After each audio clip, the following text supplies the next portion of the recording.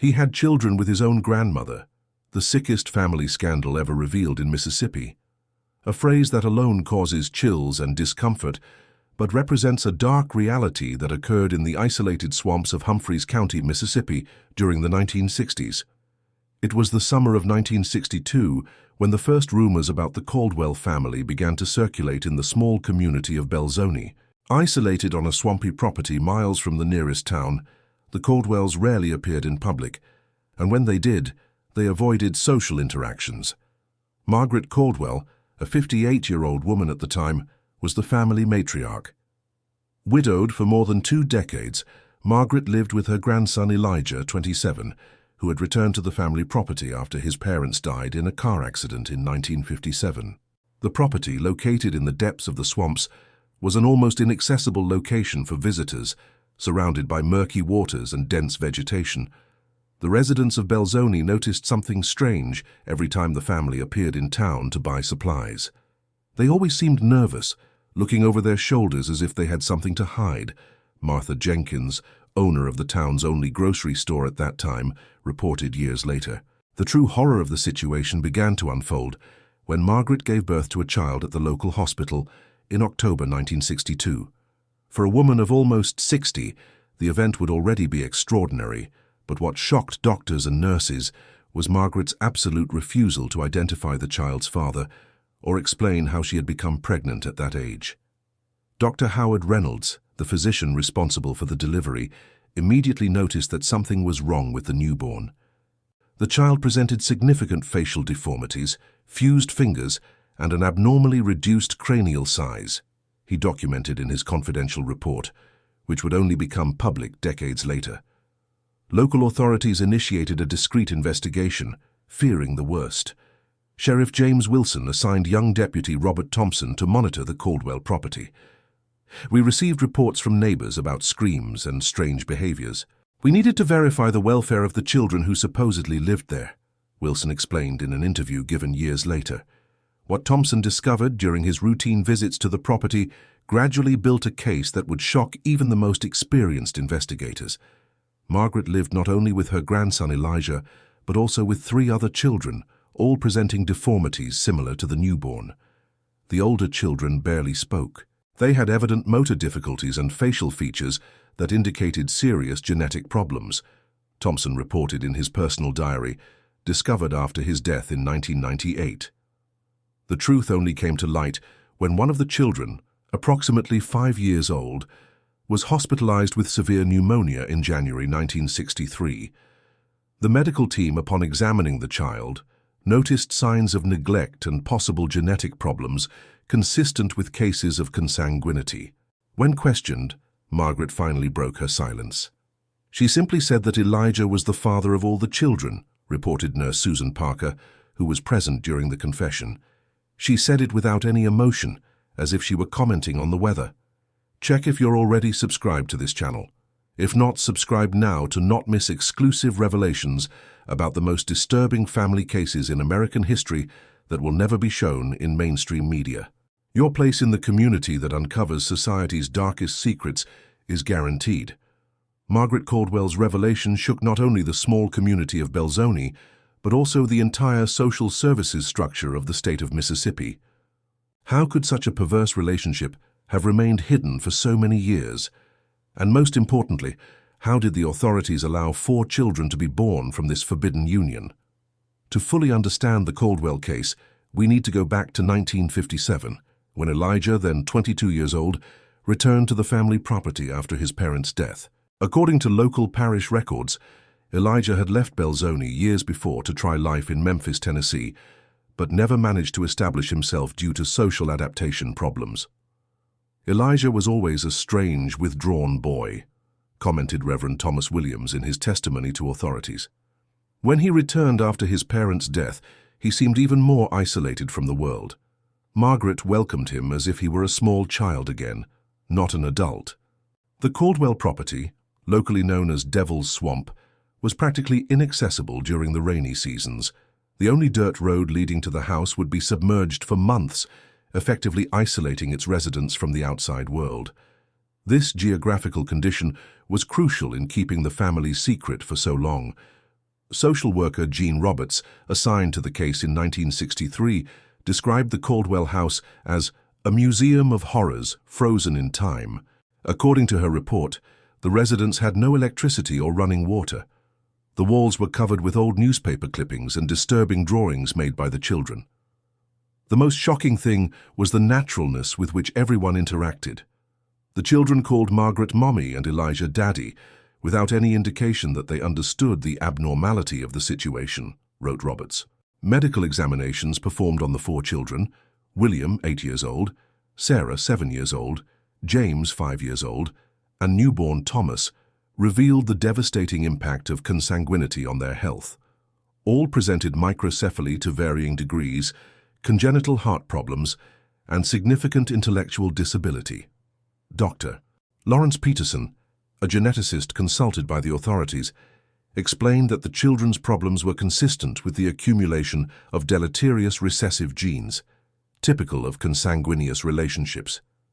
When genetically very close individuals have children, the probability of congenital defects increases dramatically, he explained in his report. But the most disturbing aspect of the case came to light when authorities discovered diaries kept by Margaret since Elijah's return. The writings revealed a mind distorted by years of isolation and possibly untreated mental illness. Margaret described how she reconquered her grandson, emotionally manipulating him after the traumatic death of his parents. "He is mine now, as he should have always been," she wrote in an entry from 1958. "We are the last true Caldwells. We need to preserve our lineage at any cost." Further investigations revealed that the Caldwells' isolation was not just geographic, but also cultural and psychological. Margaret had been raised in an extremely closed community during the Great Depression, where marriages between cousins were common due to isolation and poverty. Local historian Dr. Robert Johnson, in his book Delta Secret's Isolated Communities of Mississippi, documented how certain families in the swampy regions developed their own rules and moral codes, often in conflict with the laws and norms of the broader society. These communities existed in a cultural vacuum, perpetuating practices that dated back to previous generations, Johnson wrote. In the Caldwell case, we have evidence that Margaret herself was the daughter of first cousins, which may partially explain her distorted view of family relationships. The year 1963 marked the beginning of the judicial process against Margaret and Elijah Caldwell, one of the most complex and disturbing cases ever faced by the Mississippi judicial system. The charges included improper relationship, child neglect, and psychological abuse, terms that barely captured the true nature of the crimes. During the preliminary hearings, it became evident that Elijah was also a victim. Psychiatric evaluations revealed a man with the emotional development of a teenager, completely dependent on his grandmother and unable to fully comprehend the gravity of his actions. Elijah Caldwell shows clear signs of prolonged psychological manipulation, concluded Dr. Richard Matthews, the forensic psychiatrist appointed by the court. His capacity for true consent is questionable, considering the control exercised by Margaret since his youth. The authorities faced an unprecedented ethical and legal dilemma. While public opinion clamored for severe punishment, experts argued that the case required a more nuanced approach, considering the complex tangle of mental illness, cultural isolation, and possible genetic factors that contributed to the situation. The trial was held behind closed doors to protect the children's identities. Margaret, then 59, remained impassive throughout the process, refusing to show remorse or even acknowledge that there was something wrong with her relationship with her grandson. She genuinely believed she was protecting her family lineage, explained Dr. Elizabeth Parker, the psychologist who evaluated her. In her distorted mind, she was fulfilling a kind of sacred duty to preserve what she called the pure blood of the Caldwells. The case gained national notoriety when the Washington Post published an investigative report on the horror in the Mississippi swamps. The article, while careful not to reveal details that would identify the children, exposed the systemic failures that allowed the situation to persist for so long. How can a family isolate themselves so completely in the middle of the 20th century? The article questioned. Where were the neighbors, social services, local authorities before 4 innocent children were born condemned to a life of suffering. The question of community responsibility became central in discussions about the case. Many Belzoni residents later admitted that they had noticed strange behaviors from the family, but chose not to interfere, following the unwritten code of privacy that prevailed in southern rural communities. Here in Mississippi, we learn from an early age not to meddle in other people's business, an anonymous resident explained to the Post. Now I wonder how many other families like the Caldwells still exist hidden in the swamps and mountains. Narrator's voice becomes more emotional. And you who are watching this video now, can you imagine the isolation and silent terror experienced by these children? If this case touched your heart, type in the comments, "No child deserves to live in darkness." Your comment helps keep the memory of these victims alive and raises awareness about the importance of community vigilance to protect the most vulnerable. The fate of the 4 Caldwell children became a primary concern for the authorities. Child development specialists were consulted to determine the best course of action. Separating the siblings could cause additional trauma, but keeping them together meant finding an adoptive home willing to accept 4 children with significant special needs. Dr. Catherine Stevens, a specialist in childhood trauma, worked intensively with the children during this transition period. Despite everything they suffered, they demonstrated a deep connection with each other, she reported. Sarah, in particular, assumed the role of protector for her younger brothers, demonstrating remarkable resilience. The case established an important precedent for how the Mississippi judicial and social assistance system would handle similar cases in the future. New policies were implemented to improve monitoring of isolated families, and social worker training was expanded to include identifying signs of improper relationships. The trial of Margaret and Elijah Caldwell concluded in September 1963 with a verdict that reflected the unprecedented complexity of the case. Margaret was found guilty of all charges and sentenced to 30 years in prison without the possibility of parole. Elijah, on the other hand, was declared unable to respond criminally due to his mental condition and sent for treatment at a state psychiatric institution. This case represents a failure not just of 2 individuals, but of an entire society that allowed such horror to occur under our noses, declared Judge Harold Thompson in pronouncing the sentence. Let it serve as a warning about the dangers of extreme isolation and community indifference. But the true legacy of the Caldwell case was just beginning to unfold, as experts tried to better understand the consequences of consanguinity and provide adequate care for the 4 children. The medical team from the University of Mississippi, led by Dr. Walter Reynolds, meticulously documented the conditions of the Caldwell children, creating one of the first comprehensive studies on the biological effects of extreme consanguinity in the United States. The children presented a spectrum of anomalies consistent with homozygosity of deleterious recessive genes, explained Dr. Reynolds in his study published in 1965. Beyond the evident physical deformities, all demonstrated cognitive impairment to different degrees, cardiovascular problems, and increased susceptibility to infections. Sarah, the second child, presented the least severe condition, with an IQ measured around 65 and less pronounced physical deformities. William, the oldest, suffered from frequent seizures and progressive visual impairment. James struggled with chronic respiratory problems, while the youngest, Thomas, faced the most serious consequences, including severe cardiac malformation that required frequent surgical interventions. The state of Mississippi faced severe criticism for how the system had failed these children. In response, Governor Paul Johnson, Jr. established a special task force to reform child protection services, especially in isolated rural communities. The Caldwell case exposed systemic failures that we can no longer ignore, the governor declared in an official statement. Every child in Mississippi deserves protection, no matter how remote their home. The story of the Caldwell family inspired a generation of social workers, doctors, and researchers to deepen understanding about the consequences of consanguinity and the importance of early intervention in cases of extreme family isolation. Dr. Mary Williams, a geneticist from Harvard University who studied the case, explained, When genetically very close individuals have children, the probability that harmful recessive genes will manifest increases dramatically. In the Caldwell case, we saw this magnified by generations of isolation, resulting in a devastating concentration of deleterious genes. Family records, recovered from the swampy property, revealed that the Caldwell's isolation did not begin with Margaret, but dated back to at least 3 previous generations, with evidence of marriages between cousins since the 1870s. The Caldwells represent a case study on how geographical isolation can lead to genetic isolation, observed Dr. James Peterson, a cultural anthropologist who studied isolated communities in the southern United States. The swamp was not just a physical barrier, but also a barrier to the genetic diversity necessary for a healthy population. Meanwhile, the 4 Caldwell children faced the challenge of integration into a society from which they had been completely isolated.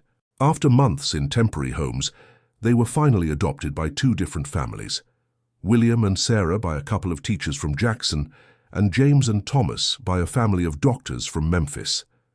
The adoptive families received specialized training to deal with the specific needs of the children and were connected to a support network that included specialized doctors, therapists, and educators. These children need not only medical care, but a chance to experience a normal childhood with love and acceptance, stated Dr. Stevens, who continued to monitor their progress. It's remarkable how, even after years of deprivation, they still maintain the capacity to form healthy bonds. Follow-up reports showed slow but steady progress. Sarah, in particular, flourished in her new environment, developing social skills and even surpassing some of the doctor's initial expectations regarding her cognitive potential. The autumn of 1978 brought an unexpected twist to the Caldwell case when Margaret, after 15 years of incarceration, died in the Mississippi State Penitentiary. The autopsy revealed something no one had suspected. Margaret suffered from a rare genetic condition called mosaic Turner syndrome, a chromosomal anomaly that affects approximately 1 in every 2,500 women born alive. This discovery casts a new light on the entire case, commented Dr. Reynolds, who continued to study the medical aspects of the Caldwell family. The condition partially explains how Margaret managed to conceive at an advanced age, something extremely rare, and may have contributed to her psychological dysfunctions. The discovery rekindled academic interest in the case, now from a more compassionate perspective that recognized Margaret not only as a perpetrator, but also as a victim of her own biology and cultural isolation. Margaret's death coincided with Sarah Caldwell's high school graduation, now Sarah Johnson, after adoption. Contrary to all initial expectations, Sarah had become a dedicated student, overcoming many of her initial limitations through intensive therapy and the unwavering support of her adoptive family. Sarah represents the power of human resilience, affirmed her adoptive mother Elizabeth Johnson in an interview with the Clarion Ledger. She transformed a horror story into a testimony of overcoming. At 22, Sarah made a courageous decision: to use her experience to help other children who were victims of dysfunctional family environments. She enrolled in the social work program at the University of Mississippi, becoming a passionate advocate for the reform of child protection systems. "I don't remember much about my early years," Sarah admitted in a rare public testimony during a symposium on child protection in 1985, "but I carry the scars, both physical and emotional. If my story can help prevent other children from going through the same, then all the suffering will have some purpose." Sarah's brothers followed different paths. William, whose medical conditions were more severe, remained dependent on specialized care until his premature death at age 26, due to neurological complications. James achieved a semi-independent life with constant support, working in a protected environment and living in an assisted community. Thomas, the youngest, faced multiple heart surgeries throughout his life, but developed a remarkable talent for art, creating paintings that expressed his unique experience. In 1987, almost 25 years after the discovery of the case, Elijah Caldwell died in the psychiatric institution where he had spent most of his adult life. His doctors reported that he never fully understood the nature or consequences of his acts, remaining in many aspects with the mentality of a manipulated adolescent. Dr. Richard Matthews, who followed Elijah for decades, reflected, "The Caldwell case forces us to question the boundaries between victim and perpetrator. Elijah was shaped by forces that were beyond his understanding or control, trapped in a cycle of abuse that dated back generations. The Caldwell property in the swamp remained abandoned for years, becoming a kind of haunted site in local folklore. In 1992, county authorities finally demolished the deteriorated structure, in a symbolic effort to close this dark chapter of local history. However, the legacy of the Caldwell case lives on in the legislative reforms it inspired, in the medical protocols developed to identify signs of consanguinity, and in the increased awareness about the dangers of extreme isolation. What happened in that Mississippi swamp in the 60s may seem like an account from another world, commented Dr. C. Elizabeth Parker during a lecture at Harvard University in 1998. But similar cases, although perhaps less extreme, continue to exist in isolated communities throughout the country. Vigilance and education remain our best prevention tools. Sarah Caldwell Johnson dedicated her professional life to this cause, establishing in 1995 the New Beginnings Foundation, a non-profit organization focused on helping children rescued from abusive or dysfunctional family environments. Her unique perspective as both survivor and professional brought an invaluable dimension to the field of social work. Every child deserves the chance to write their own story, free from the errors and traumas of previous generations, declared Sarah in her speech upon receiving the Mississippi State Humanitarian Award in 2001.